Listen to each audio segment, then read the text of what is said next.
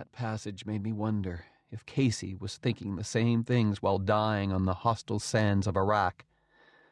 On a number of occasions, I flung the book across the room, cursing it as it flew. Was I cursing Dalton Trumbo for writing such a difficult book, or George Bush for sending my son to die in another fucked-up mistake of a war? But then I came across passages that so beautifully iterate things that are so simple but elegant, things that we all take for granted. It was like a full-grown man suddenly being stuffed back into his mother's body. He was lying in stillness. He was completely helpless. Somewhere sticking in his stomach was a tube they fed him through. That was exactly like the womb, except a baby in his mother's body could look forward to the time when it would live. He would be in this womb forever and ever and ever. He must remember that. He must never expect or hope for anything different. This was his life from now on, every day and every hour and every minute of it. He would never again be able to say, "Hello, how are you? I love you."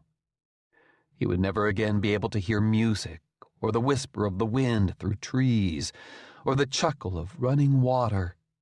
He would never again breathe in the smell of a steak frying in his mother's kitchen, or the dampness of spring in the air, or the wonderful fragrance of sagebrush carried on the wind across a wide open plain. He would never again be able to see the faces of people who made you glad just to look at them, of people like Corrine, the girl Joe left to go to the war.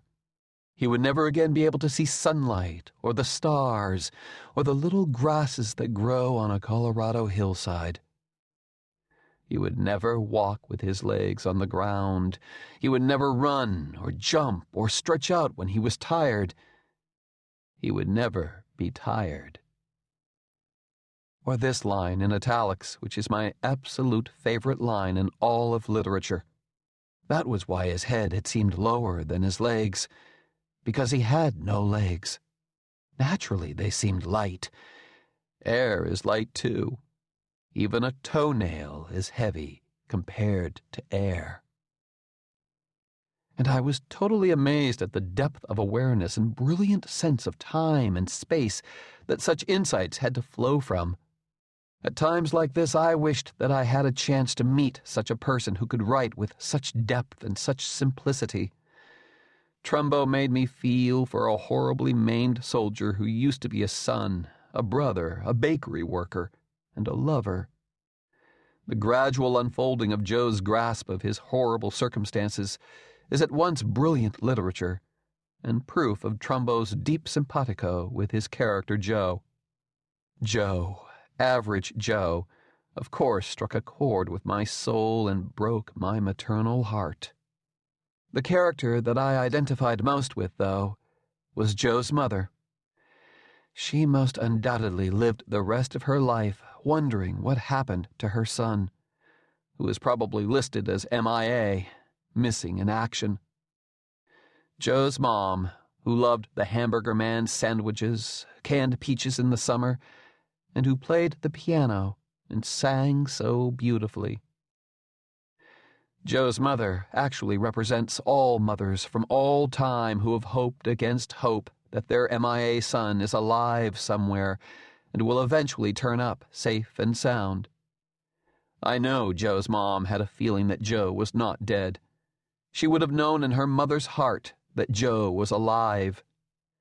I know that she would have gone to her grave sensing that Joe was alive somewhere. I can only imagine the heartbreak of longing to see her Joe limping up the walkway into her joyful and relieved arms.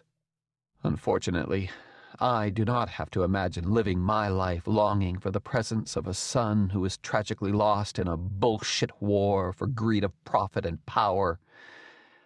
I, like Joe's mom would have, wake up every day missing my son and grieving for my loss. Until I actually saw Casey's body in his coffin, I had a secret hope that they had the wrong soldier and that Casey was really alive somewhere.